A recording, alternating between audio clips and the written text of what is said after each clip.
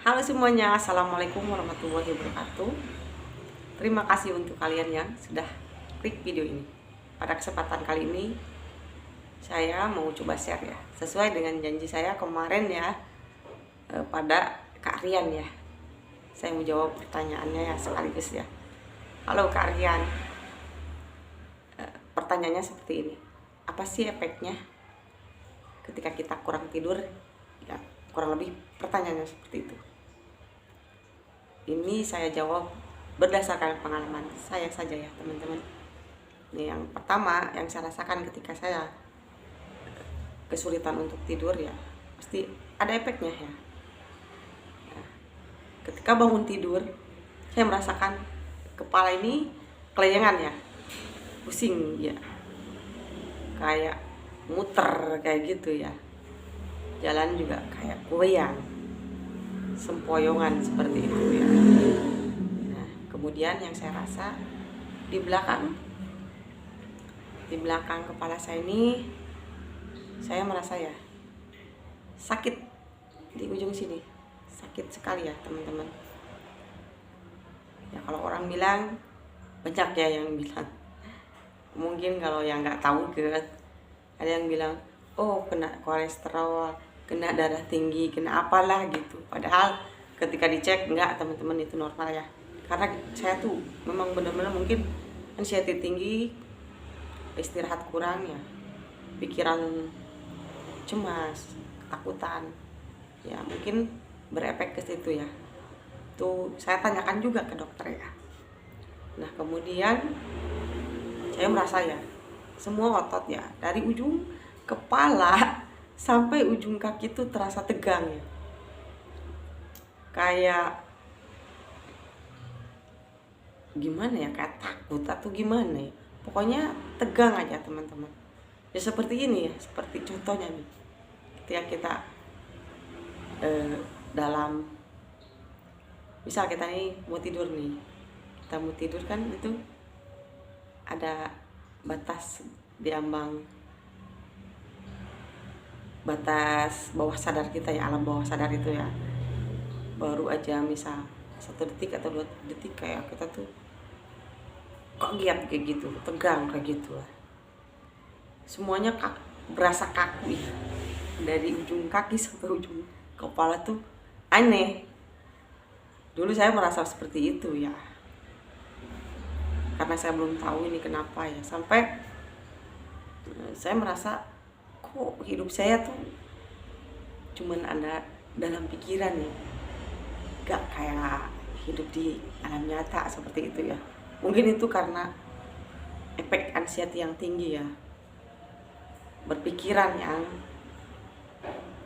over ya, pikirannya terlalu banyak memikirkan hal yang ketakutan, kecemasan seperti itu ya.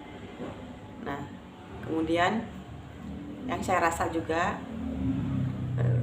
jantung ya, jantung saya tuh kayak kalau inget ya, nggak mau inget ketika saya nggak bisa tidur ya, saya pasti usahakan untuk tidur, tapi ketika saya ingin tidur malah tambah takut ya,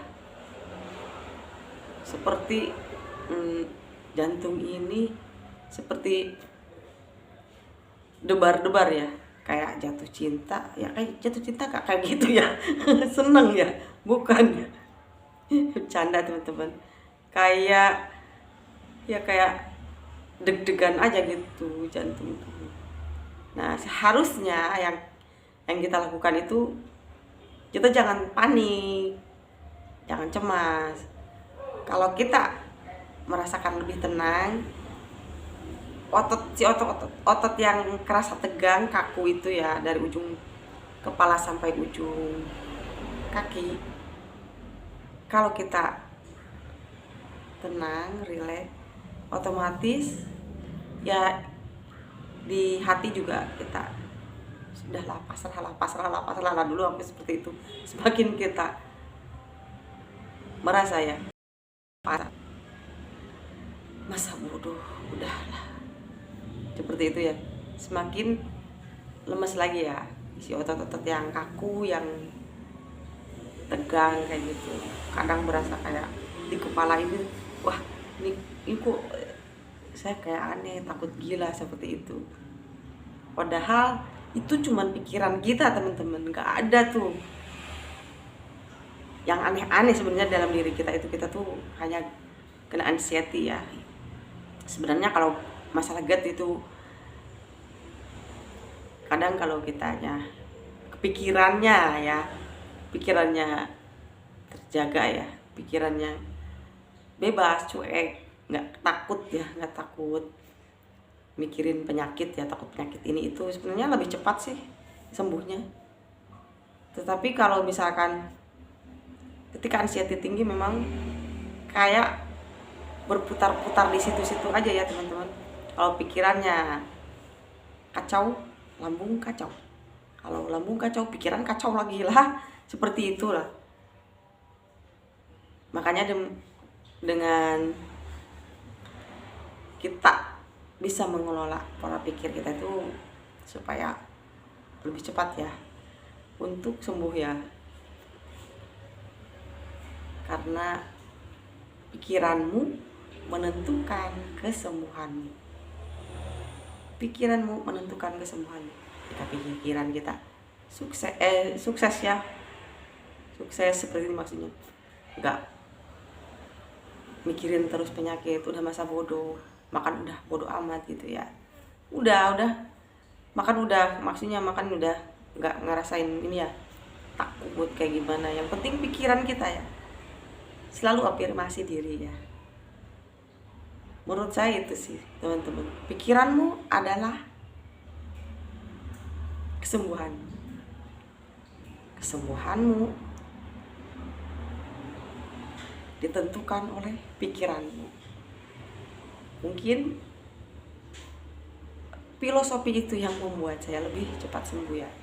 Jadi kalau misal saya merasa ya pikiran saya agak kacau ya, udah saya coba buang. Misalkan walaupun sulit ya, kadang-kadang kayak nempel di kepala nih, pikiran itu nempel terus di kepala ya. Saya coba buang, saya alihkan ke hal yang lain pokoknya, supaya saya tuh tidak terus-terusan mikirin rasa cemas, rasa takut. Biar gak terus-terusan kita merasa gelisah. Semakin kita gelisah, semakin kita merasa gelisah, nanti semakin cemas. Tetapi ketika kita lebih masa bodoh pada semua masalah, saya coba karena ingin sembuh ya teman-teman, saya coba masa bodoh dengan semua rasa yang ada di pikirannya. Masa bodoh, pokoknya saya pengen sembuh, saya nggak mau terus-terusan terkurung dalam penyakit ini ya. Jadi bodoh amat, saya ngerasa bodoh amat, mau badan saya misalnya mau begini mau begitu, dah ntar juga sembuh, bodoh amat, mending kerja. Misal kita ngerasain, memang sih sensasi itu luar biasa, tetapi kalau kita lawan dengan udahlah, kalau misalkan nih badan gemetar, kalau kita makan juga saya yakin sembuh. Yang penting afirmasi dalam pikiran, jangan takut. Kalau ada rasa takut sedikit aja di dalam pikiran kita itu ya, sensasi tetap ya masih terus-terusan ada ya, terus-terusan datang. Beda kalau misal bodoh amat, nanti juga kalau udah makan lemesnya hilang misal ini ya, udah alihkan, jalan-jalan kemana, kayak kita kerja kayak apa kayak, udah. Itu pengalaman saya. Terima kasih untuk hadirnya kalian. Sampai jumpa lagi. Assalamualaikum warahmatullahi wabarakatuh.